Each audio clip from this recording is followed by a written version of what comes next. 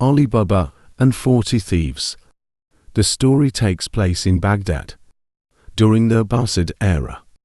Ali Baba and his elder brother Qasim are the sons of Ali Baba and 40 Thieves, a merchant. After the death of their father, the greedy, Qasim marries a wealthy woman and becomes well-to-do, building on their father's business. But Ali Baba marries a poor woman and settles into the trade of a woodcutter. One day Ali Baba is at work, collecting and cutting firewood in the forest, and he happens to overhear a group of 40 thieves visiting their treasure store. The treasure is in a cave, the mouth of which is sealed by magic. It opens on the words open, Sim Sim, and seals itself on the words close, Sim Sim. When the thieves are gone, Ali Baba enters the cave himself and takes some of the treasure home. Ali Baba borrows his sister-in-law's scales to weigh this new wealth of gold coins. Unbeknownst to Ali, she puts a blob of wax in the scales to find out what Ali is using them for, as she's curious to know what kind of grain her impoverished brother-in-law needs to measure. To her shock, she finds a gold coin sticking to the scales and tells her husband, Ali Baba's rich and greedy brother, Qasim, under pressure from his brother, Ali Baba is forced to reveal the secret of the cave. Qasim goes to the cave and enters with the magic words, but in his greed and excitement over the treasures forgets the magic words to get back out again. The thieves find him there and kill him. When his brother does not come back, Ali Baba goes to the cave to look for him and finds the body quartered and with each piece displayed just inside the entrance of the cave to discourage any similar attempts in the future. Ali Baba brings the body home, where he entrusts Morgiana, a clever slave girl in Qasim's household, with the task of making others believe that Qasim has died a natural death. First, Morgiana purchases medicines from an apothecary, telling him that Qasim is gravely ill. Then, she finds an old tailor known as Baba Mustafa, whom she pays, blindfolds, and leads to Qasim's house. There, overnight, the tailor stitches the pieces of Qasim's body back together, so that no one will be suspicious. Ali and his family are able to give Qasim a proper burial without anyone asking awkward questions.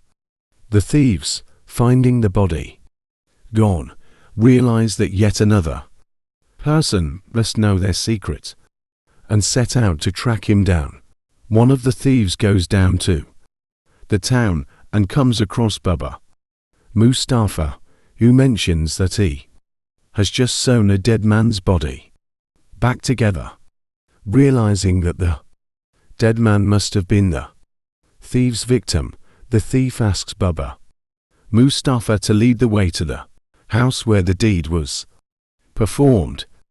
The tailor is blindfolded again, and in this state he is able to retrace his steps and find the house. The thief marks 40 thieves the door with a symbol. The plan is for the other thieves to come back that night and kill everyone in the house. However, the thief has been seen by Morgiana, and she, loyal to her master, foils his plan by marking all the houses in the neighborhood with a similar marking. When the 40 thieves return that night, they cannot identify the correct house, and the head thief kills the lesser thief. The next day, another thief revisits Baba Mustafa and tries again, Only this time, a chunk is chipped out of the stone step at Ali Baba's front door. Again, Morgiana foils the plan by making similar chips in all the other doorsteps. The second thief is killed for his stupidity as well.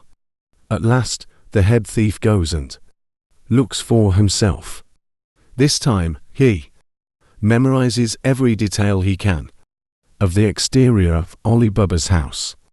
The chief of the thieves pretends to be an oil merchant in need of Ali Baba's hospitality, bringing with him 40 thieves hiding in oil jars, mules loaded with 38 oil jars, one filled with oil, the other 37 hiding the other remaining thieves.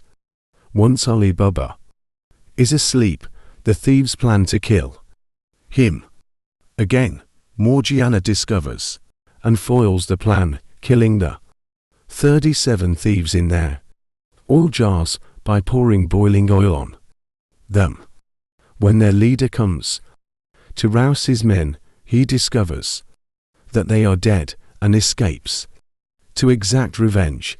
After some time, the thief establishes himself as a merchant, befriends Ali Baba's son, who is now in charge of the late Qasim's business, and is invited to dinner at Ali Baba's house.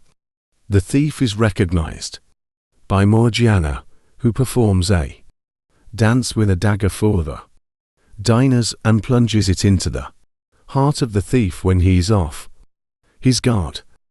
Ali Baba is at first angry with Morgiana, but when he finds out the thief tried to kill him, he gives Morgiana her freedom and marries her to his son.